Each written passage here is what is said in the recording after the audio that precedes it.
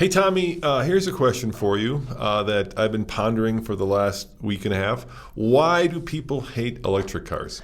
Well, I'm not sure everybody hates electric cars. Yeah, but a lot of people really hate electric cars. So in this podcast, we're going to be talking about all the hate and all the love that electric vehicles get.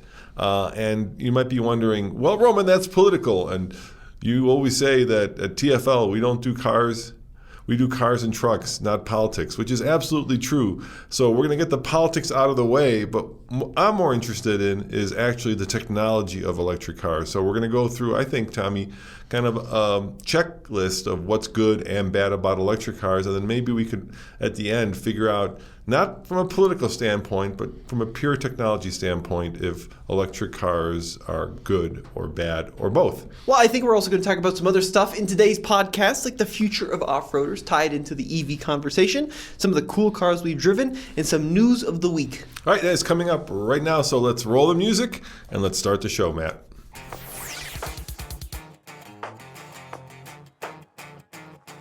Welcome to TFL Talk, the official podcast of TFL Studios, where we talk about the best, and yes, even sometimes the worst new cars. We talk about the coolest and sometimes the least uncool old cars. And of course, we give you an insider's view of all things automotive. And hopefully we do it having fun and sometimes arguing. So if you're driving, keep driving. And if you're not, why not? All right, Tommy, as you know, you did a video that got almost 2 million views. You want to tell us about that video? I know this is kind of in the truck world, but it also applies to cars. So we're going to talk about the video, nevertheless, on Talking Cars. Andre and I took two trucks with two identical trailers, which was a lot of work, and a huge thank you to Complete Trailers for making that happen. But we took a GMC Sierra with a 6.2-liter V8 and then the new electric F-150 Lightning, and we towed two trailers on a little mini road trip to see how far they would go on a single tank and a single charge. And what happened? Well, we only made it about 86 miles until we had to charge up the F-150 Lightning, and that was with 9% remaining in the battery, so not quite completely empty, but basically the usable range towing this trailer right around 100 miles, whereas Andre drove there and back. We did a little loop style. He drove 150 some miles and still had a quarter tank left, and obviously we talked about recharge time. I was waiting at that charger for 45 minutes. Andre could refill that gas truck in roughly 3 to 5 minutes, right? And we published the video, and I'm happy to say it did very, very well, all thanks to everybody watching. That was a fun video to make. It was a big effort. Yeah, but what's more interesting is like the amount of hate that the truck got because it was only able to tow, let's be generous, 100 miles with a 6,000-pound trailer. So some of the comments are pretty enjoyable and pretty fun. For instance, enjoy the Lightning, City Boys, which is ironic because we own a ranch. Yeah, but let's be honest, we're city folk here. Have you seen the shoes I'm wearing? Look at those Converse. Those are not country folk shoes. Are those city folk shoes, Tommy? Yeah. And I'm just reading the comments right now on my phone. EVs suck. Time is money, and my time is worth more, because obviously they're referring to the fact that it took a long time to recharge the Lightning. There's a lot of love for the Sierra and a lot of hate. This guy says, Breitbart News picked up your video. Congrats. So a lot of the conservative media picked it up to prove that electric vehicles are not ready for prime time. The electric vehicle will only make it to the grocery store and back if the store is closed. I mean, it's just hilarious the amount of comments here that people have put up there. And it became kind of a video as a poster child. EVs are a scam. I'm like going through this bull, you know what. Just take a covered wagon, regressive liberal policies sending us back to the dark ages. So if you guys want to read those comments, go check out that video. But what I think is important here is that this video was used by a lot of conservative media to prove that electric vehicles aren't ready for prime time, that they're no good. And I understand that, right? I think a lot of people feel, and this is where we're going to get the politics out of the way, right? I think a lot of people feel that electric vehicles are being foisted on them, right? They like their diesel trucks, they like their regular trucks, they don't understand why we have to switch to electric trucks, and they feel like they're being given no choice. And when you back people into a corner, then obviously the very first emotion you're going to get is knock it off, and I completely get that. So it's become kind of a litmus test as to whether you're conservative or Republican. I mean, conservative or Democratic. It's become like a mask. It's become a contentious point of pride. If you hate electric trucks, that means that you don't believe in global warming or climate change, and if you do love electric vehicles, it means that you're trying to save the earth, yada yada yada. You understand the two arguments, but that's not what I want to talk about, Tommy. What I want to talk about is the technology, right? Because I'm sure when we went from horse and buggy to internal combustion, there were a lot of people who also felt that we were taking a huge step back, because there were a lot of businesses that were tied to, I'm sure, feeding horses and building buggies, right? So it meant a pretty substantial upheaval in terms of the way that the business was being done. And there's a lot of people that lose, and there's a lot of people that win. So I think that's all fair, but let's talk about the tech. Are you good with that? Yeah, I think it's interesting that it's become politicized in the first place, because what you're dealing with at the end of the day is just different technologies to propel your vehicle down the road, and how that has turned into this huge life view changing aspect on what you believe and what you don't believe. I mean, it really has become the poster child of kind of where we're sitting at in our society, and it's just too much. So yeah, I think that's fair. So let's start with a little bit of history, right? Electric vehicles aren't new. I mean, once upon a time, there was a horse race between electric vehicles, internal combustion vehicles, steam-powered vehicles, right? Sure. And those were the three main contenders. And out of those three, the one that won was the internal combustion engine. Although arguably it shouldn't have, because for a long time, the electric vehicle was in the lead by a pretty big margin. And I saw this really cool map from the early 20th century of Chicago that laid out all the charging stations throughout Chicago. And there were a huge number of them. And it was very cool to see that back in the day, right, they were seriously considering EVs as a viable source to kind of get you from point A to point B. Well, I think I was watching some history shows about the early electric vehicles, and they were actually sold more to women than men, because unlike steam engines, right, which were dirty, loud, and potentially dangerous, right, because they could blow up. And unlike internal combustion engines, which were dirty, loud, and dangerous because they could potentially blow up, EVs were seen as kind of a clean technology where you could drive it without having a lot of mechanical knowledge. Now, another fact that people tend to forget when they have this argument is, this goes back to the charging stations that you were talking about. When the Model T was first introduced, there were no gas stations, Tommy. I mean, people, filled up their Model Ts at their farm because they had tractors, but the Model T came well ahead of the gas station in most parts of America. And I think in a lot of instances, you would go to like your local depot to pick up fuel, right? Or your local hardware stores. Wherever you buy your fuel for your tractor or whatever is where you get it for your car as well. It's a great point, which is interesting. But ultimately, the internal combustion engine did win out. Gas stations became more prevalent. Internal combustion technology advanced at a very rapid rate from the early 20th century through the mid-20th century, and electric technologies kind of faded into the background until the 1970s.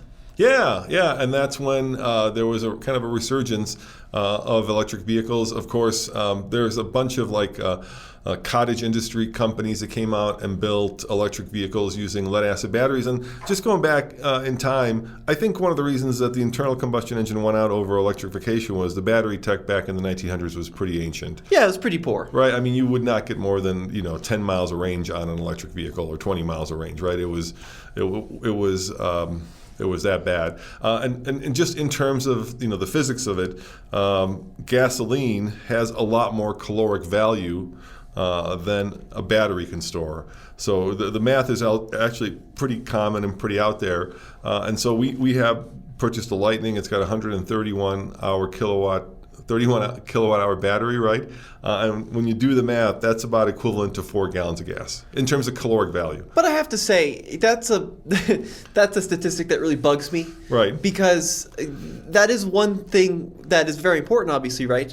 But if you look at the physics of an electric motor versus the physics of an internal combustion engine, electric motors don't spend all their time wasting energy in the form of heat. Yeah, so that's one thing. So if you look at like an efficiency table, gasoline engines, it's astronomical. At something like 80% of the energy from gasoline is actually used to just create heat. Generate heat. So while gasoline has a lot more caloric value, right? A lot more potential energy. Yeah, the vast majority of it's being wasted. On actually creating heat. Which then you have to cool off because you can't just you can't just create all that heat and not have things fail under the hood.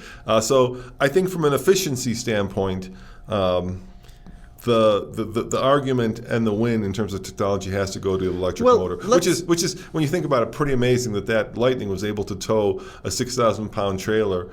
Almost 100 miles on what would be the equivalent of 4 gallons of gas. Well, let's keep going with the history. So in the 1970s, yes. America was plunged into the fuel crisis. Yes. There was the whole OPEC situation, right? Oil embargoes. And basically what ended up were huge lines across the U.S. and huge increases in fuel prices, but more importantly, fuel rationing. So you had a lot of 70s American cars, which were these big 19-feet behemoths that were getting, 13, 14, 15 miles per gallon. And in some cases, you could only fill a few gallons up at a time, and there were fights breaking out. And I just read a long history about it. It was a super interesting time. I'd love to have witnessed it because it sounds like the Wild West. I was alive during those times. It wasn't that interesting, but but you were just a wee lad I was in the guy, 70s. But it was no fun. So the result of that, though, is folks started looking at alternatives to gasoline. And you ended up with, like you said, these cottage industries coming up with alternatives, and to some extent, pretty successful alternatives. So one of the most famous is this model called the City Car, which was this small, it's a 2-seater car, which looks like a block of cheese. Yeah, it's a wedge. It's a perfect triangle. It used lead-acid batteries, which lived in the bumper, believe it or not, and then some inside. And it, I think it went like 40, 50 miles on a single charge at a top speed of 45, 50 miles an hour. Yeah, so let's define lead-acid. We're talking about basic 12 volts that you would put under the hood of any car. Yeah. Just to start the car, right? The kind you get at the Pep Brothers or... Pep Brothers. Pep Boys. Pep Brothers. Or, hey, you just said feet instead of foot. So I know.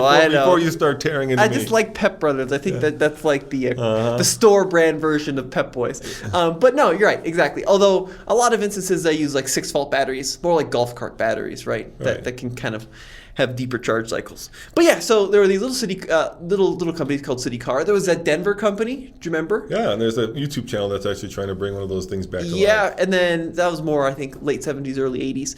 And that was an interesting time. And what I think is crazy, this is how desperate America was at the time. That little City Car, that little wedge of cheese, actually sold in surprising numbers for what it was. I think it was in the thousands even. They sold thousands of these little triangles. Now, I know you love classics, but let's leave that to the dustbin of history, Tommy. Well, a lot of these things did not succeed, and for obvious reasons. They were poorly built. They didn't have enough range. Oh, yeah, they were It took forever to recharge, and it wasn't until GM came along with the EV1 that things actually got interesting. So in the 70s, even the major manufacturers experimented with it, and there were electric concepts of popular cars, but they never really went anywhere. And then in the 1990s, we did see an actual attempt at creating electrics that were sold or at least leased to the public. And there are 3 kind of iconic examples. So there was the Toyota RAV4 EV, which is a vehicle that was sold. I actually know a guy who's got 2 of them in Boulder, still original. The GM EV1. And then you had a couple of other kind of niche market ones. You had like the Ford Ranger electric. And I think there was... the GM small like S10 version, which was electric too. But I think a lot of that was driven by CARB, right? And maybe this is where the electric vehicle started to get politicized. A lot of the first early attempts were driven by California legislation, right?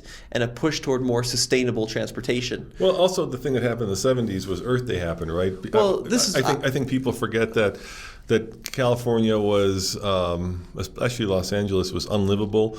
There was so much smog that you wouldn't even. Seeing the mountains was never a thing you would do in the 70s in California. Thank goodness for the catalytic converter. Right, we were quickly poisoning ourselves on this earth, and there was a realization that we can't just keep dumping. And it's not just about carbon; it's about everything else that comes out of a tailpipe, right? And do it tens or hundreds of millions of times every time you start up a car, and then live in a place where you can actually breathe. The two don't go along. And so I think there was this realization that we needed a cleaner technology that allowed us to keep the freedom that a car affords, but at the same time do it in such a way where we don't kill ourselves. Yeah, and then by the 1990s, the realization of that was those models, like the RAV4 EV, the GM EV1. And these were actually, we should mention, these were not just some home-baked things, right? You had millions and millions and millions of dollars behind the Toyota, and especially the EV1. And there's a great documentary series called Who Killed the Electric Car? I think it's a two-parter now. There's actually a first one and a second one, but really fantastic about the history of the EV1 and what happened there. But long story short, all of those relatively mass-produced vehicles from the 90s quickly died, and we were left with basically the same automotive landscape in the early 2000s. And there was a lot of, let's face it, there was a lot of pressure from big oil to kill those things. Sure. Oh, yeah. Just as GM killed mass transportation in Detroit, right? GM basically killed the electric trolleys that used to run around Detroit in favor of the internal combustion bus. Like I said, there was a lot of money at stake, and there were certainly vested interest to keep the landscape the way it was, because if you go in a very broad way from internal combustion to electrification, you're basically shifting a lot of money from oil companies to utilities to some way, right? Because the utility becomes the company that then benefits from that versus the oil company, which is selling less oil. And let's face it, Tommy, if all of a sudden everybody today started driving electric cars, the gas station would be dead, right? So all those companies that make money selling oil to us would see their profits severely decline, if not, wither to nothing. So I think you have to understand kind of the geopolitical push to keep the internal combustion engine going, because a lot of people are making a lot of money with the current state of affairs, and that includes the car companies, right? That's why the car companies are dragging their feet in terms of electrification, because they're really good at building internal combustion engines. They know the business model for that. And then changing to electrification is very scary, I think, for a lot of car companies. Now, I'm not saying they should or they shouldn't. I'm just saying that's the reality of it. Yep. So by the early 2000s, EV was basically dead again, and then it was revived in the late 2000s by a company called Tesla that came out with the Roadster, which was the Lotus-based sports car, but had a real range, finally an EV with over 200 miles of actual range. It was insanely quick. And then we saw the introduction of the Nissan Leaf, which was kind of the very first mass attempt at an EV that was going to be in huge volume. That was 2010, 2011, and then the Model S. And then now we're basically here, and there was some compliance things with CARB once again. Well, with let's compliance define cars. CARB. So CARB is the California Air Research Board, and they mandate, this is where people who don't like electric cars get certainly worried, because they mandate certain fuel economy numbers. And one of the things that they started mandating was that a certain percentage of cars sold in California had to be electric. So we saw the emergence of what we call compliance cars, which are these vehicles which are basically to satisfy those requirements. So vehicles like the Fiat 500e, Soul EV. The Chevy Spark EV. We've owned a lot of them. And they are basically gas cars that were converted to electric. And great values, but not that impressive. And typically about 80 miles of range. I think those cars, and to be fair, I think also the Leaf set back electrification as a technology, because what they had was all of the downside to electric vehicles with none of the upside. So what I mean by that is very limited range, less than 100 miles, and long recharge times with no potential upside in terms of either speed or quality of drive, because it's very different. For those of you, one of the things that I sense from those comments is that a lot of people who are anti-electric car have never actually driven an electric car. Or if they have, they've never actually spent and lived with one, because it's a very different driving experience from an internal combustion engine car. And I'm not saying it's better, I'm not saying it's worse, I'm just saying it's very different. It's much more left-brained than right-brained. It's much more techie than emotional. And these are things that I think people sometimes don't take into account when they think about what it's like to own and drive an electric car. And there's a lot of people who are left brain, and there are a lot of people who are right brain. I think you're being a little harsh on the compliance cars because they did offer a lot of benefits, right? If you had a short commute, they were perfect. Yeah, they were cheap. They were cheap. They never broke. Very reliable. The batteries actually turned out to be pretty robust over the long term, which was good. And you could fill them up for pennies on the dollar. On home electricity. So the ones we owned, I pretty much hated. Yeah, every single one of them. Because you're one of these folks, which is very valid, who thinks you need more range than you really do. No, I don't think I need more range. I know. So from Boulder to Longmont, it's like what, 15 miles? Yeah.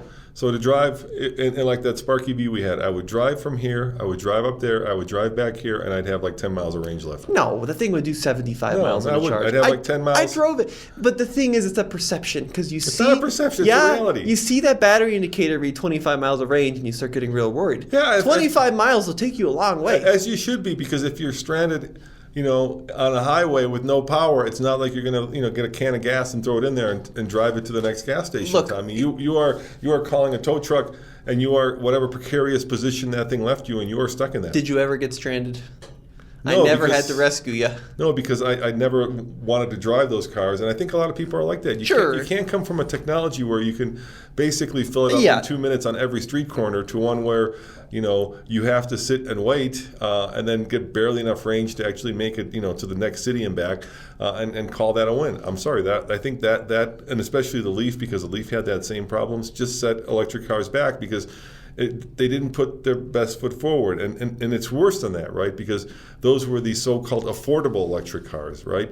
Tesla had a car that had range, but when the Roadster came out, if you recall, they were $150,000, Tommy. That even makes things worse, because if you're like if you're a normal Joe, let's say, and you're out there like, hey, I'm having a hard time feeding my family or paying my rent, and then you're forced, which is what you feel like you're being forced to buy an electric car that barely gets enough range for you to spend one day driving it, and then all the cool kids in town are buying $150,000, and what I mean by all the cool kids in town, I mean all the Silicon Valley folks are buying $150,000 electric cars and talking about how great they are. It does not do much for the image of the electric car. It doesn't. Okay. Now, I still think they're cool because I'm a weird nerd and I like. Well, I want to talk. Yeah, I'm not saying they're not cool. I'm just saying that that kind of rollout where the everyday car became a kind of just a poster child for all that's wrong with electrifications, and the cool electric car was $150,000. Yeah, it's a problem. It created this dual perception of electric cars that remains to this day. And let's be honest, Tommy, nobody. Maybe GM has yet built nobody has built the Model T of electric cars. I think Tesla has for a lot of ways. Tesla has not. They promised they would, but they're very sneaky, right? Every 2 months they up the price of the Model 3 or the Model Y to such a point where it's no longer affordable. And Tesla promised to build a rear-wheel drive affordable Model 3. They built like 4 of them and then gave up on it. Yeah, that's a problem. But the Model 3 launched in 2018. Really popular car. Kind of started the new age of EVs, right? We saw a lot of other OEMs putting serious efforts in with long-range EVs. Now you've got the Volkswagen ID4. You've got the Hyundai Ioniq 5. And none of these cars are below 50,000. Yes, they are. No, in real world numbers. So an Ioniq starts in 39, 40. Yes, but nobody's selling those. One, first of all, the car manufacturers aren't building those because they make a lot more money on the more expensive ones. And then because of the weird situation we're in right now, dealers are actually taking those that could be potentially affordable and adding market adjustments to them, making them unaffordable. So realistically, if you want to get into an electric car today that's any good, right, you're going to be looking at probably $50,000, with the exception of the Leaf, which has already, the Leaf's reputation is burned. It had bad battery tech from the get-go. It still has bad battery tech. They're still not climate controlling their batteries. The only potential affordable electric car out there is the Chevy Bolt with a B, but they built this little tiny like runaround that is just, it's like the Chevette of the electric car world. It's electric, but it's by far it's not desirable or cool or like. It's a little harsh to say it's a Chevette of the electric car world. Chevettes would rust out if you looked at them. Size-wise, it is. It's much bigger than a Chevette. Chevettes were horrible little cars, Dad. That's a pretty mean thing you just said. They were very unsafe, extremely unreliable, and would rust out at the slight glimpse of moisture. I mean, look, I'm just, I'm just looking at the products that the manufacturer builds, right? So it sounds like the product that Chevy and GM are building right now is a Hummer EV that's $112,000.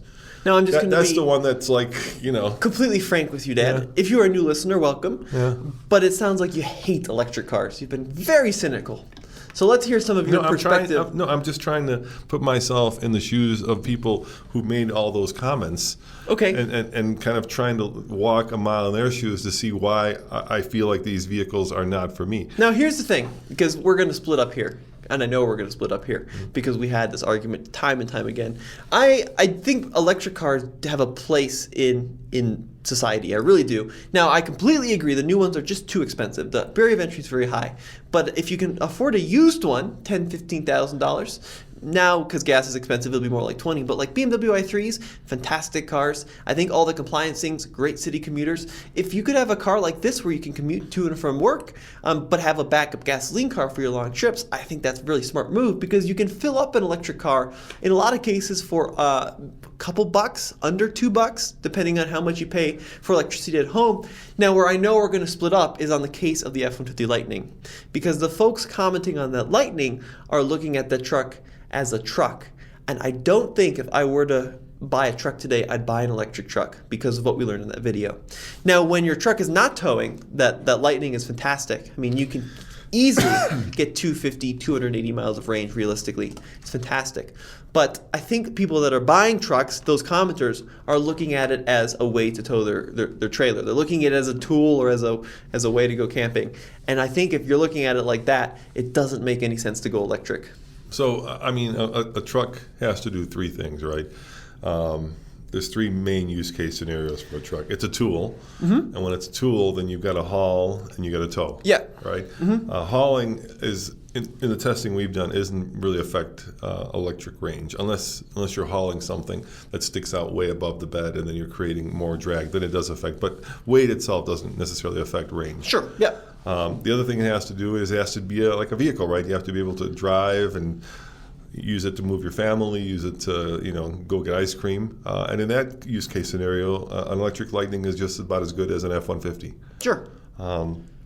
Where it does fall down is long distance towing. Now, there's two kinds of towing. There's in-town towing. So if you're a landscaper and you've got, let's say, a lawnmower or lawn equipment, you're moving around town and you're driving 100, 150 miles a day, you're going to be fine, right?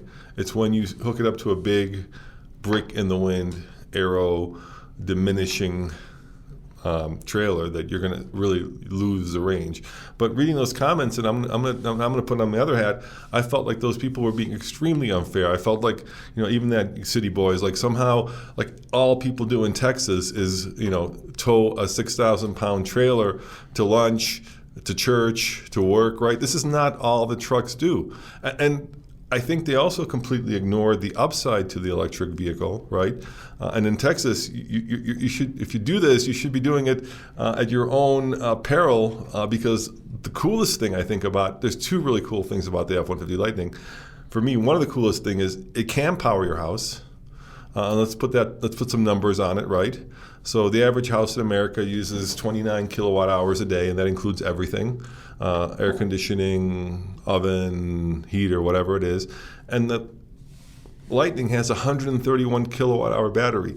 So if you plug that vehicle, and it's not cheap to do that, it's thousands of dollars to put in an inverter in your house, but if you plug that vehicle into your house and take your house off the grid, you're going to get 4 days in a typical American house of being able to power your house if the truck is fully charged.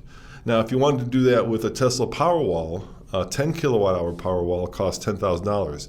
So to get 130 kilowatt hours of storage, you'd pay $130,000. So from a battery standpoint, not only is it a bargain, it's also a bargain you can drive. And I think people are completely ignoring that use case scenario. And like I say, in Texas, which has, I think, arguably the country's worst and most deregulated and least reliable power grid, you're doing that at your own peril, and you're being silly, and I think you're being short-sighted, because that Lightning can solve a significant problem you can have in Texas. That's number one. Well, That's the biggest. And yet, let's pause for number one, Okay. because I completely agree. I mean, that's an amazing feature of an electric truck. But you also have to look at the flip side of it. If the power grid's down, you need to charge up your truck to go somewhere. You're not charging up that truck. It's a problem. That is a problem. So that's a perfect segue to the second part, right? One of the things I love about America, and I think this is a very American, I'm not even going to say conservative or democratic, it's just a very American thing, is self-sufficiency and self-reliance. And electric vehicles allow you to do that. And I think this is the thing that all of those people are missing, right? They think that it's a bunch of greeny weenies who are trying to force them to be environmentally efficient or have a less impact on the environment.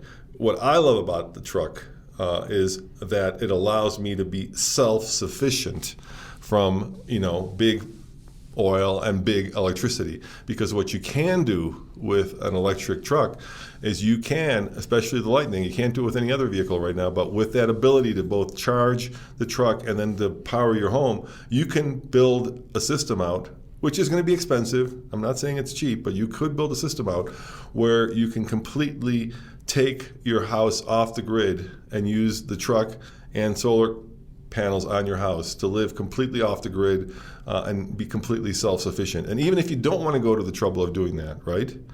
So let's say you that's too expensive, which you can because you need solar panels, and then the Lightning becomes your storage unit. It becomes your power wall.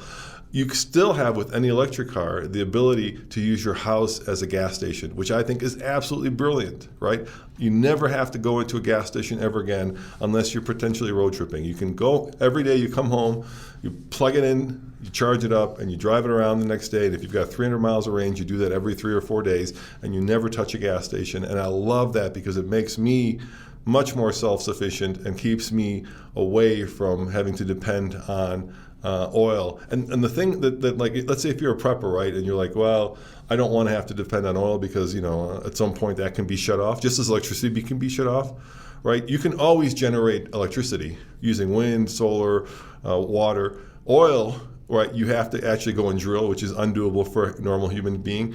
You have to process it. And then even if you store it, it goes bad, right? So if you want to keep oil, it doesn't work. Our gasoline goes bad after a few years. Not diesel. Diesel's good at holding. Diesel stays better for longer, but it eventually will also go bad. What happens with diesel is it gets fungus.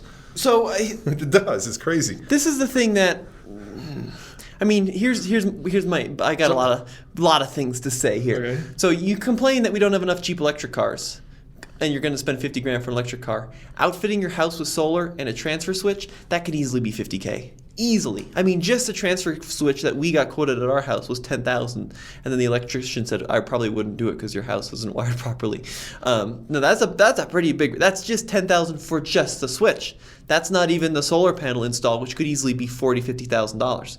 And then add the price of a Lightning, which realistically starts at it's funny. People find $50,000. It's funny. People find money for stuff that they believe in or things that they want to spend. Yeah, money but on. That's a lot of money. I can find $100 to spend on something I want. I can't find $50,000. How much is an AR-15 and all that? Not $50,000. It's not cheap, not Tommy. And $50,000. how much is one of those like barrels full of survival dehydrated food? Not $50,000. No, Tommy, those are thousands of dollars too. All I'm saying is people find money for the stuff that they want. That $50,000 is. Wait, you're also. Hang on, it's more than the average American makes an entire year, Tommy, just for solar panels. You're also being a little like way off the continuum. So we just talked to Sunrun about taking our ranch house, which is a 1,500 square foot home, right, and putting in an inverter. You know how much they want for that? How much? $2,000. That's great. That's fantastic. $2,000, and that $2,000. But what about for the panels? That's it. $2,000 for the inverter.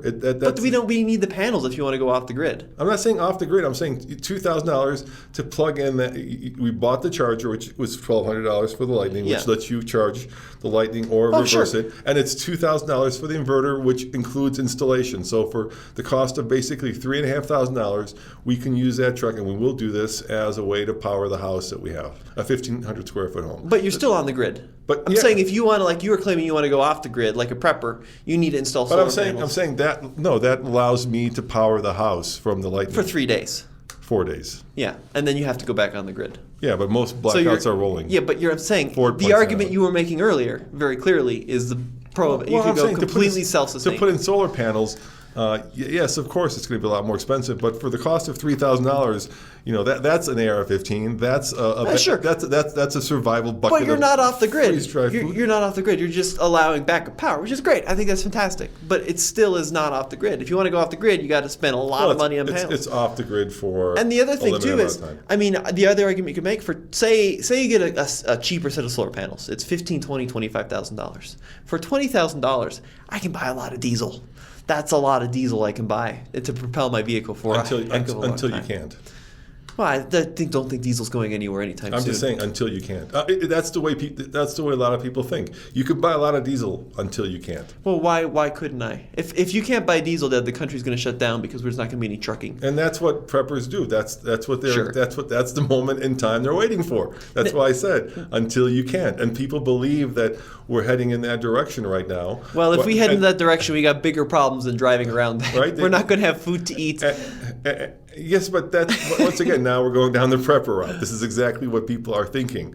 That's what a prepper is. You're preparing for the time when it all goes to hell. So you can be self-sufficient and you can defend the stuff that you have. If I'm going to be a prepper, I'm going to buy an old Mercedes diesel, and then I can grow my own fuel. Which is You could. It's going to be much better than relying on $40,000 worth of solar. But look, gas is gone. Finally it's gone down. Let's take the prepper out of it, because I think we both agree that's kind of the fringe minority here.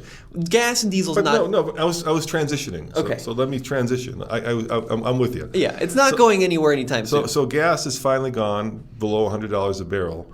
So let's talk about the other thing that is wonderful about electricity. It's just a lot cheaper. Sure, that's great. I mean, a lot cheaper. So let's put some numbers behind that, and we can talk about how much it costs to charge at home, how much it costs to charge at a public, charging station, and how much it costs to charge or to fill up a car. So let's say that fuel in Colorado is $5 a gallon, right? So the average fill up, I just filled up the ZR2, it was almost empty. I put it at $108. All right, pause. Yes. Let's do a little bit of math. Yeah, let's do the math. So say you want to go 250 miles. Okay. And your vehicle gets 15 miles per gallon.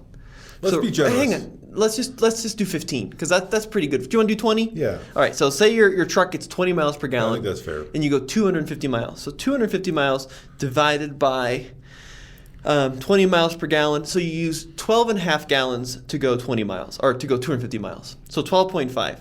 Now say gas is $5 a gallon. Which it is. Right. So let's multiply that times 5. So those 250 miles would cost you $62.50. All right? $62.50. Right. Got that in your head? I got that in So let's go ahead and let's use the Lightning, right? So say on the Lightning you go 250 miles. The truck averages 2 miles per kilowatt hour. Yes. So we're going to go 250 divided by 2 miles per kilowatt hour. You used 125 kilowatt hours to go 250 miles.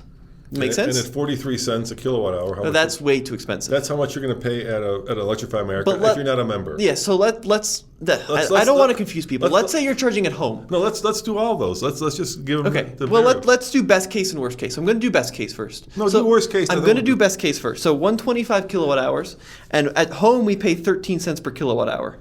That would be $16 to drive 250 miles. Versus $62.50. Okay. $62.50. All right, now let's go worst case. So worst case is an Electrify America. Let's say you're paying 43. Yeah. So 125 times 0.43, $53. So even the worst case. Yeah, but that's is better than it's not a lot better. Yeah, but that's the very, very worst case, and because you're not a member and you're paying an outrageous amount. Now, if you are regularly fast charging your electric vehicle, don't buy an electric vehicle. It's not worth it. Well, how much do you save? Is it like 10 cents a kilowatt hour if you're a member at EA? Yeah. So it'd be 33 cents, right? No.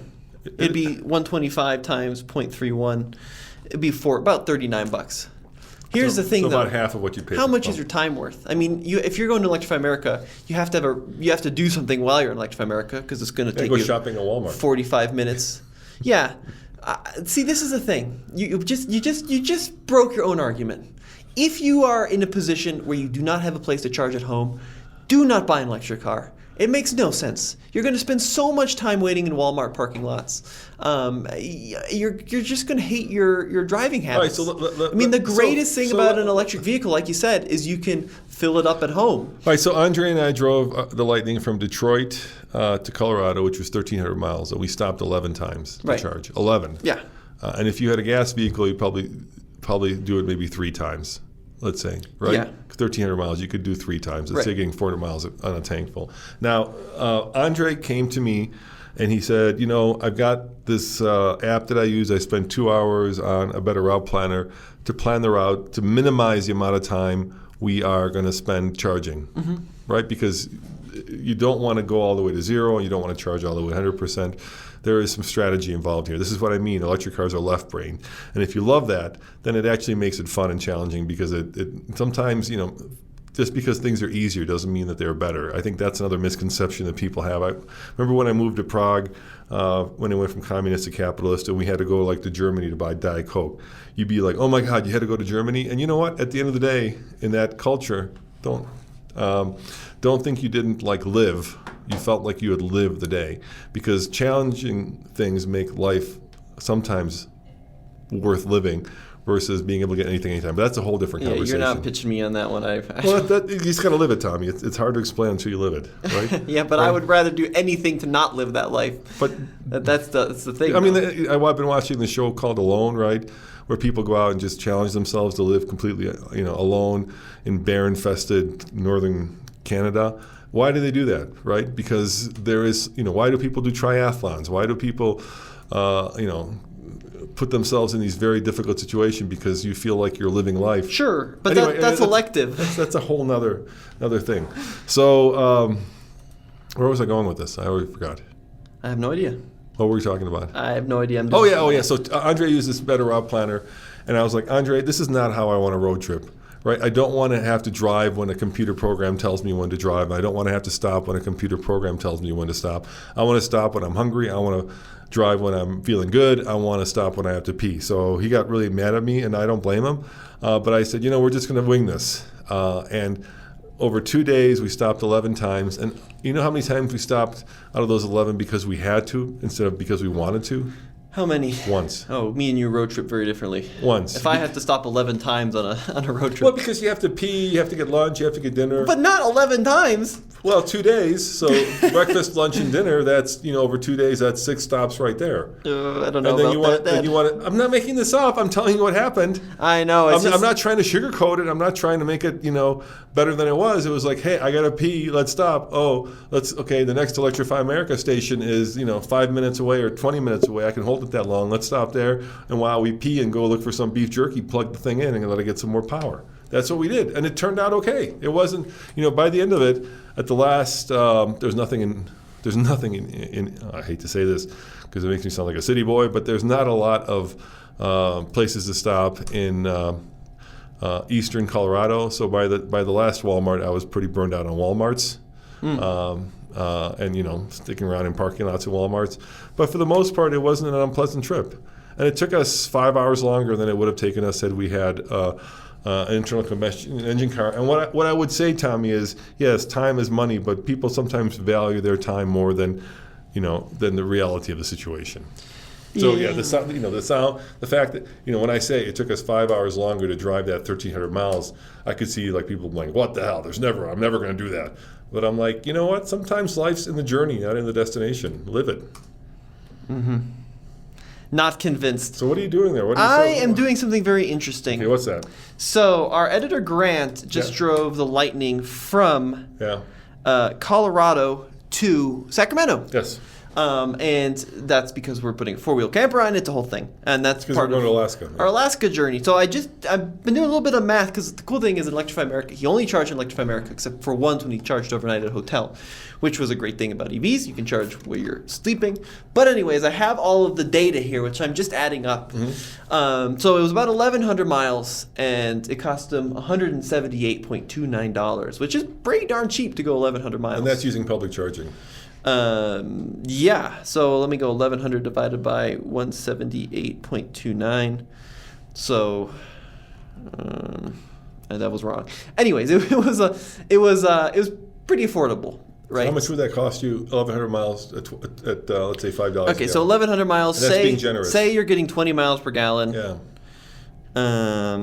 So you use 55 gallons of fuel. and multiply that times $5 a gallon. Yeah, which is cheap. It's $2.75. So he paid. He saved about $100. Yeah, but look at all the time he used. So he spent 4 minutes, 38 minutes charging, 42 minutes charging, 55 minutes charging, 38 minutes charging, 37 minutes charging, 35 minutes charging, and 42 minutes charging, divided by 60 minutes in an hour. So he spent 5 hours charging. Yeah, so it's pretty much the same thing me and Andre did. It's a lot of time charging, though, don't you think?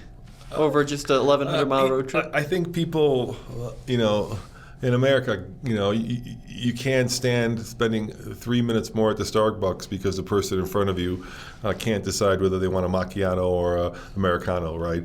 And so people here, I think, value their time probably more than it's worth, especially when I look at the fact that, the average person probably spends 4 hours stuck a day, deep into their phone looking up, Bernese mountain dogs that are jumping for joy because the owner. You see what I'm saying? People don't think like that because they want to be looking at Bernese mountain dogs jumping. They don't want to be. But why can't you look at Bernese mountain dogs jumping while you're charging? Because they don't want to be stuck at a Walmart for 5 hours. But you see what I'm saying? You see people somehow value their time because they think that it's they don't look at that reality of how they're actually spending their time versus the kind of the way that they want to spend their time, right? If you see what I'm saying. I mean, here's the fundamental issue, Dad, with this road trip. So you save $100, right? Yes. Which is substantial. I'm not saying that's not substantial, but in a gasoline truck, you would have used 55 gallons of gas. That's 2 fill-ups. If you have a 30-gallon tank, you would have been filling up for 8 minutes versus 291 minutes. You also realize that gasoline is a finite resource. Why? And like my friends, this is another thing I don't quite understand. My friend Fred is a very smart guy, and he makes a point which I completely agree with, which is gasoline is too valuable to burn. Right? This is stuff that is going to run out, and you could be using it to make interesting plastic things. And what are you going to replace gasoline with once it's no longer there? Are you going to make interesting cars out of wood again? Right? Everything in our world is made out of gasoline. So why are we burning it? Why aren't we saving it for like the stuff that once it's burned, it's gone? I agree. But you also have to realize gas is not going anywhere anytime soon. Oh, yeah, it is. It can't. It just can't. Oh, no, it is. It is because people, see, here's the other fundamental issue that people have. People can look at small things and kind of compartmentalize them and understand them, right? So like if 10 people are killed, people are horrified by that. But if 100 million people are killed, that number is so big that it just stops comprehending. It doesn't make a lot of sense. You have a hard time processing that. And this is exactly what's happening with fuel, right? The vast amounts of fuel and gasoline that we are burning, it seems like, and we're very sure, we've only been doing it for like 150, 200 years, right? Right. And so it's taken, hundreds of millions of years for that stuff to be, turned into. Millions of little tiny creatures had to die. Immense pressures had to be used in the earth. These are just facts, right? You can argue a lot of stuff, but these are simple facts that are true. That turned all that biomatter into gasoline, and we are using it up at an astonishing rate. And I worry because I want you to have kids, and I want to pass along a legacy. What's going to happen when we run out of that stuff? Yeah, is it worth $5, to burn it versus saving it for really interesting in other uses? So that's one thing. I don't even want to go into the whole carbon because that becomes too politically supercharged. So I don't want to talk about that. So let's not talk about that. Let's talk about another advantage of electric vehicles. Now on the other side, right? The lack of maintenance. I think it would be fair to say that most people listening to this podcast probably are sick and tired of dealerships. Sure. Right? And the shenanigans that dealerships play, right? This is another self-sufficiency thing. You do not have to take your electric car, I think, ever to a dealership if you don't want to, because there's no oil to be changed, there's no fluids to be changed, there's very few of the. If you're using one pedal driving, you're probably not going to burn through your brakes, right? The thing has virtually no maintenance outside of poor build quality, which is a Tesla issue. Well, I don't want to. We've owned enough cars. I know. The only time we've ever taken one of our electric cars in for service, and we've owned a lot of them now, right? Yeah. Has been because of poor build quality. So, not because of the routine maintenance that has to be done on internal combustion engine cars. first of all, they're not maintenance free, right? You still have suspension bushings.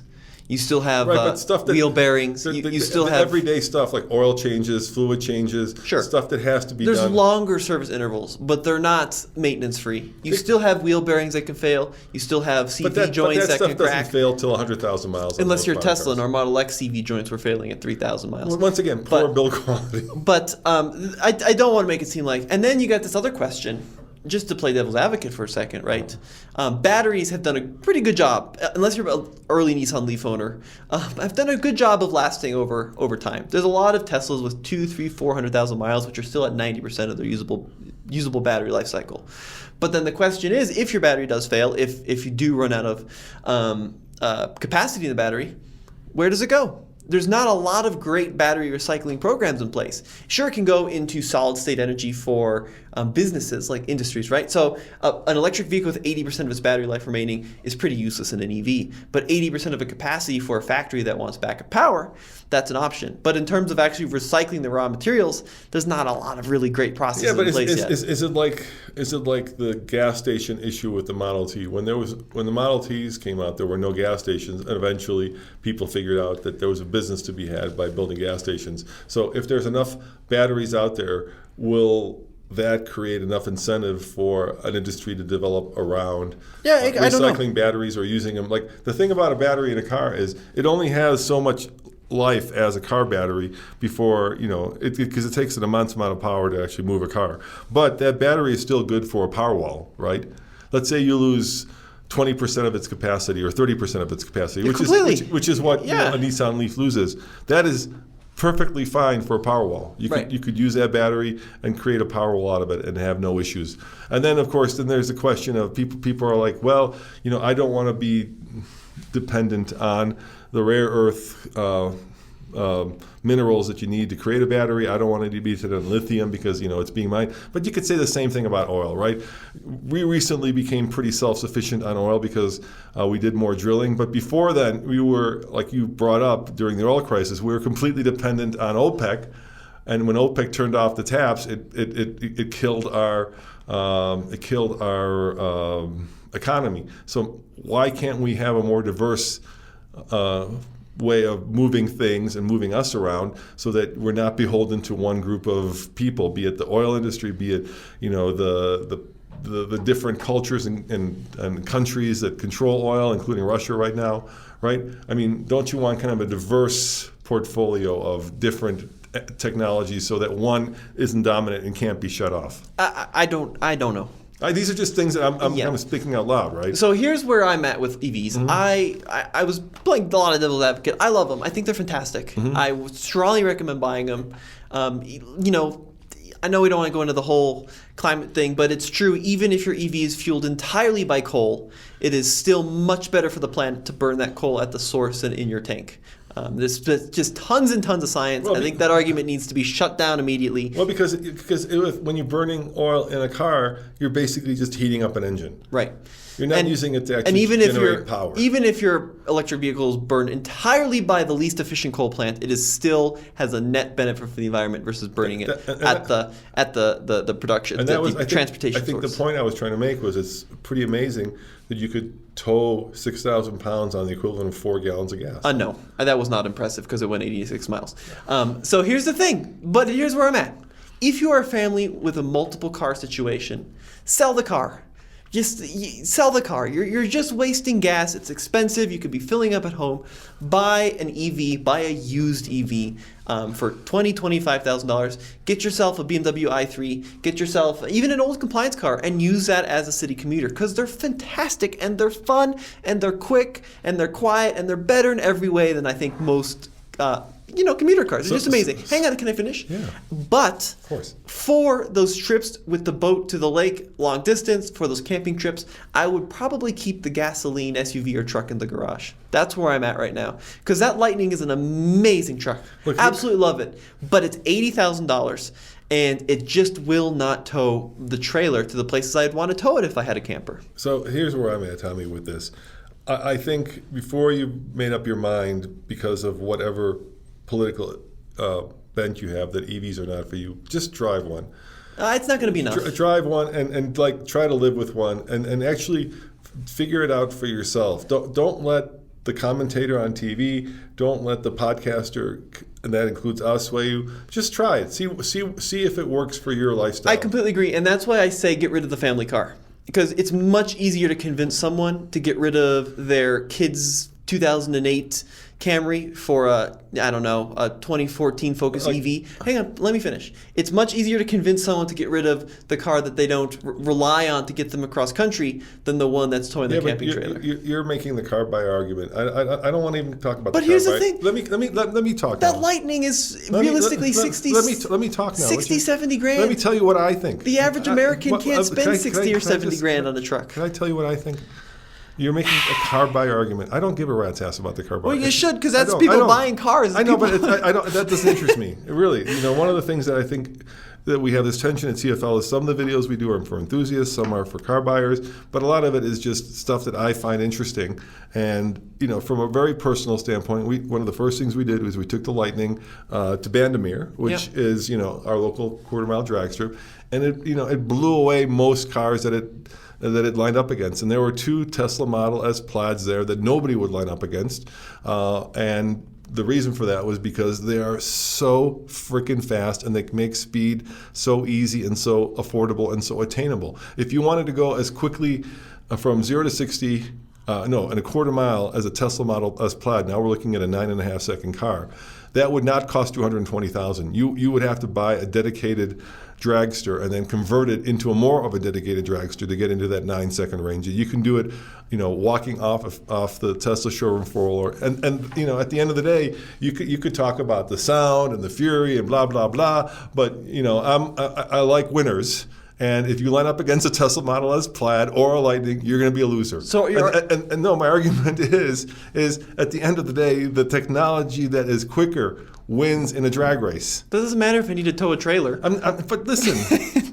Listen, so there are like 5 different use case scenarios. So in a trailer towing contest, the Ford will lose. Right. But at Bandamere, it will win. But why am I buying a pickup truck? At the Wallet, it will win. Why am I buying a pickup truck? Because like I said, I'm not buying a pickup truck to go fast. If I want to go fast, I'll buy a Corvette. Tommy, it's not. The reason I'm talking about a Model S Plaid is because obviously, the thing I think I'm walking away from that is that not only do I have a truck that does 95% of everything that a truck will do and does it better. The 60% of a truck will do. No, 90%. Towing, I think, is 40% of a full-size truck use case. Once again, Tommy, I'm sorry. I have lived and breathed trucks for the last 12 years. I know a lot of truck guys and gals, and not one of them tows a 6,000-pound trailer 100% of the time. Doesn't with matter. Their truck. Even if you tow a 6,000-pound trailer 1% of the time, that 1% is going to suck so badly, you're going to sell that truck and buy a gas truck. It's true. Wow, so people are that short-sighted. Yes, they are. 100%. One use case scenario that it's worse at, it's like going to toss the baby out with the bathwater because I can't tow my trailer across country with this truck. So even though it's cheaper to run, even though it's quicker, even though I can take it camping, I can power the whole campsite with it, which you can, even though I can take it to the work site and power the whole work site, which I can, even though I can tow a small trailer across town all day for as long as I want, which I can, even though I can take it home and power my house with it, which I can't, even though I can never have to ever go to the gas station, which I can't. All that doesn't matter because the one time I need to tow a trailer, it doesn't do it as efficiently or as well as my Cummins. So I'm sticking with the Cummins. And maybe you're right. Maybe I am right. I think I am right. Maybe people think that way. And if they do, we're in deep, as a country. I don't think so. Because we are, Tommy. Here's because what you're saying is your politics, right, are now ahead of where kind of your brain should be. It's like you know what it's like? It's like idiocracy. God, it's like pouring Gatorade on crops. That's where that is going. My politics aren't ahead of it. my need to tow my camper to Wyoming is ahead of it. It has nothing to do with politics. It's true. I need to tow my camper to the Grand Tetons because I want to take No, the you want to tow your camper. Yeah, that's true. I want to. I've been You waiting. don't need to. I've been waiting all year to take that family vacation. I've rented Yes. my toy hauler, and I can't tow my trailer to Yellowstone. Or if I No, do, wait, whoa. First of all, why can't you tow it to you? because there's no charging in Wyoming. There's almost nothing. What? No, you can tow it. It's just going to take you a lot longer. It's going Right. to be a bigger pain in So the ass. I've got 2 weeks of vacation, and I'm going to spend roughly 3 days of those waiting at chargers. No, once again, you're It's true. once again you're being. Did you see on a 2-day road trip, Grant spent 5 hours getting from Yes, I at thought chargers. we had that argument That's already. over 2 days with no trailer. Yes. So let's double that. So it'd be 10 hours extra charging if he was towing a camper. Yes. Let's be generous, 10 hours. Yes. Over 1,100 miles. Yes. That's pretty bad. Yes, for that one use case scenario. But that it's- one use it's case gonna is a be very worse. important. It's a full-size truck. People buy the full-size truck to tow that I trailer disagree, twice a year. Tommy. I think people. It's like, you know what it's like. I absolutely disagree. People buy Jeeps because they're going to go off road, and yet 95% of people who buy Wranglers never go off road. But it's the thought that they can. And that one I time agree. they take it off-road is that one time they're like, hell yeah, I bought the right Jeep. 100%. No, it's not even that. It's like the one use case. You could take it off road. It's just not as efficient, or it's not as good off road. Or you can take it off road, but you can't go cross country off road. That's a more equivalent argument, right? I don't think so. Like it does tow. It just doesn't do it very well, and it costs more time and it costs more effort to do it. But not that it doesn't. Another do it. great argument. People buy the Porsche 911 GT3 RS, which is a strict track car, and never take it to a track in a million years. But they do it because they know if they wanted to take it to the track, they could. That thing sucks on the road. Terrible road car. Just get a normal 911. And that's how I feel about EVs. Once again, I think that's a bad. I think it's a pretty good point I'm making. You can discount it, but maybe the viewers will agree. I think it's absolutely true. People want their trucks. I'll flip that around. It would be like saying, I'm not going to buy a 911 because I can't take my family to church. No, because that's not the use case of a 911. The use case of a full-size truck is to tow a camper. That's why Ford says. Tommy. Well, then It's why not. does it No, tow because 10,000 pounds? In 1932, the use case of a truck was to haul crap and tow with them. I agree. Right? That's what trucks were. They were work tools. You go to Texas, and this is happening not just in America, it's happening in Europe. Trucks are now becoming the family hauler. Sure. They're 99% Yes. of the time, they're not hooked up to anything. Doesn't they're not matter. hauling anything. Listen, let me just be real. They're not hauling anything heavier than a mattress, right? And so, maybe if you pretend that you need to take, a bale, a 30,000 pound thing of hay across the mountains, it's not going to work. Get yourself a Cummins. Hell yeah, get yourself a Cummins. But let's be realistic, Tommy. In Texas, most people are not towing to work. They're not towing to church. They're not towing to vacation. So why are they Every so often they will tow something. And even, look, we took a camper that was, let's face it, a brick into the wind. Maybe what we need to do is actually, let's hook up that Lightning to a trailer and throw on some side-by-sides, right, that isn't this giant brick into the wind, and see what kind of a degradation in range we get. Because we took the worst case scenario that we could on purpose. It's not a fifth wheel, and it was only 6,000 We can't do a pounds. fifth wheel with a full-size truck. Come on. But my point is, it was bad, but it's not the worst thing in the world. It's about the worst, because you can't do it. Once again, nobody does a fifth wheel. And we were still. If you do a fifth wheel with a full-size truck, I disagree. get a heavy-duty truck. We weren't worst case because there was nothing in that thing. We didn't have a family. We didn't have it loaded up. We didn't have food in it. We didn't have a side by side. You also were going uphill. 1,000 feet of elevation. That's not a particularly difficult route, Dad. Fort Collins to Castle Rock. Wait. The Achilles heel, and this is true, of electric vehicles are hills. They really are. Yeah, They are. that. Unfortunately, that is something cars need to traverse is hills. Right, but what we that's why the Ike is such a great towing test. But this wasn't the Ike. This was 1,000 feet of elevation. I'm just saying, Tommy. That's why. Because we live in Colorado. A lot of people who live in Florida. We took a Jeep to the highest point in Florida. You know how many feet above sea level it was? It was like 100 feet. Yeah, exactly. And that's where most people live. So once again, we are at, I think the other thing that people forget, is that we are at the Model T stage. We are at electric vehicles 1.0. We are really at the Model T stage of where electric vehicles are in 100%. terms of battery, right? And and we are at internal combustion engine 50.0, right? Yeah. Uh-huh. And yet, with most things, except for long distance, big ass towing, an electric vehicle is better, more fuel efficient than the gas equivalent of it. And it's cheaper to run, and you can power your life. And so why is everybody focused on this one scenario? The only reason that you would do that, if you were practical about it, right? If you're if you're going to buy a house, right, and you want 3 bedrooms because you've got 3 kids or whatever it is, and you need a yard, right? And the one thing that you can't have in the house is a pool because you want to spend the entire summer in the pool. You say, I will not buy a house without a pool. I get that. People are like that. But it's not fair to compare that to the equivalent house and say just because it doesn't have a pool, the other house is horrible and it's bad, because then it's not your brain talking, it's your heart talking. Yeah, but this is where I think we're going to disagree, because an F-150 is not missing a pool. An F-150 needs to have a kitchen. Towing is the kitchen of a house. I disagree. It is fundamental. In 1930 it was, not today. Have you ever been to the Colorado mountains and seen perhaps I've lived all trucks. The line of campers being towed by Silverados and F-150s? I have lived trucks. I know what people use them for. It doesn't matter if 99% of the time it never tows. That's why I'm saying get your car to do that. Make your electric car go to church. Make your electric car go to the grocery store. Save the money there. Save the truck for towing with gas. And I would think you're right. We're on electric. Actually, can I finish? Yeah. We're on electric technology 1.0. I wouldn't buy 1.0. I would wait for electric truck technology 3.0 to buy it. I'm actually in the exact opposite camp that you are. I think electric trucks are such a good use of the technology. I would rather have an internal combustion engine car than an electric car. I seriously would. But I would rather have an electric truck than a regular truck, because I think the truck. But you don't tow long distance though. Yeah, we've never gone camping with a trailer. We don't do it. It's just not something we do. Because a truck has so many inherent advantages, and to me, the biggest one, like the killer app, like I said, is this fact that you can power your house with it, and you can use your house as the gas station. I think those are just killer apps. And yes, you know where I think this is going to end up? People, can pass around this video, and you can make your argument that because it doesn't tow, it's not ready for prime time. The second that the next power outage happens, which it will happen, and your neighbor shows up with an F-150 in an emergency and plugs in their F-150 into your refrigerator and saves all that meat that you have or that you've been saving for the 4th of July, and then that person is going to be the hero, and the next vehicle you're going to buy is that F-150 Lightning. So yeah, nope, I promise you that is how people are, because it is a hero truck. There's an obvious solution.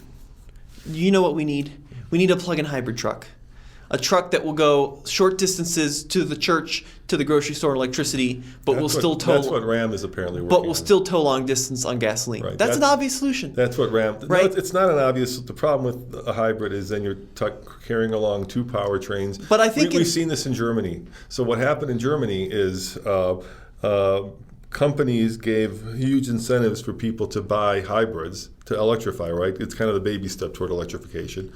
And what ends up happening in that regard is people never end up actually using the electric part of it.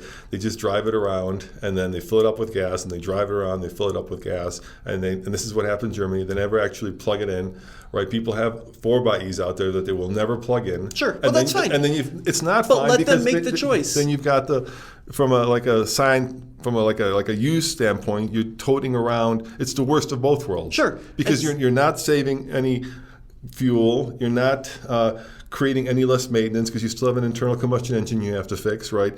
And you're wasting more fuel because now you're carrying around 2 powertrains that you have to maintain. It's just kind of silly. First of all, you said there's no maintenance on an electric powertrain. And second of all, I think it's a great use case for a truck. I really do. For a car, I agree. I think it's silly to have 2 powertrains. But for a truck, drive on electricity in the city, drive long distance on gasoline or diesel, I think it's a fantastic idea. And the other thing, too, is if you want to power your house in a power outage, you're much better off in a lot of ways buying a Power Boost hybrid. Because then you're not tied to the battery dying. You can fill it up with gasoline if you need to off of a jerry can. And the Power Boost hybrid doesn't put quite as much electricity out as the full EV, but it puts out a lot of electricity, 7.2 kilowatts. But the problem is it doesn't store electricity. It doesn't. I don't want it to store electricity in a power outage. I want it to be able to power my house. In a power outage, I want as much potential energy in the smallest amount of space as possible. What you're saying there then is, instead of getting a solar backup for your house, just get yourself a generator, and that way you can go to the gas station, and when the power goes out, you can fill up the jerry can and then empty it into your gas generator and power your house. That's the argument you're making, and yeah. I'm like that's a silly argument. Then just do that. What I want to be is completely independent. I don't want to have to go and fill it up with gas. I want to have a storage unit that I can fill up myself for my house without having an oil company to actually drill it and refine it. If I had $50,000, I'd be all about it. But I don't have $50,000. $50,000. It is. That's solar panels are expensive. It's We've been not- quoted 25, 30, 40 It's grand not on our 50 house. It's not 50 grand. There are incentives out there, and that's the other thing that I don't get. I'm not a big look. I believe in choice. I definitely don't want people to feel like they're being forced to go into electric. That's why I'm saying, go and test it, see if you like it. If you don't, fine. I would hate to see a situation where the government is forcing us to go and do something that we don't want to do. Right? I really believe in the best technology should win.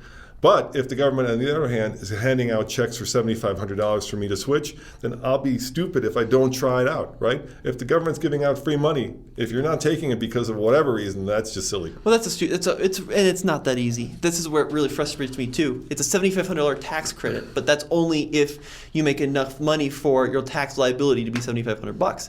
And this is once again where it's favoring folks on the higher end of the income bracket. I don't make enough money to get the full $7,500 tax credit, so it advantages someone who has a higher income than I do to make that switch. So the conservative argument would be just make more money. Well, I can't. It's not. I mean, that's not that That's easy. a very democratic. I just put all my money into solar panels. How am I going to make more of it? Make more money. Maybe if I had to put that money into figure it investments. out. Take advantage of it. Look, yeah. Pull yourself up by your bootstraps, Tommy. I don't think this was a productive argument. I really don't. So Well, let us know in the comments below what you guys think. Look, like I said, at the end of the day, try it. Before you say no, give it a try. Borrow one. Go to Turo. You're saying, how do I borrow? They're out there. You can go get them on Turo. You can get them from friends. There are places where you can try electric cars. And certainly, if you're worried about like the cost of it, there's a lot of those California, which I hate, but they're out there and they're very affordable. You said yourself the BMW i3 is a really good vehicle. You don't have to have an $81,000 Lightning. You could get yourself a $15,000 i3. all right. Well, let us know what you think. See you on the next one. Why are you so depressed? That's just too much arguing. I just get tired of it. Okay. All right. See you guys next time. Ciao.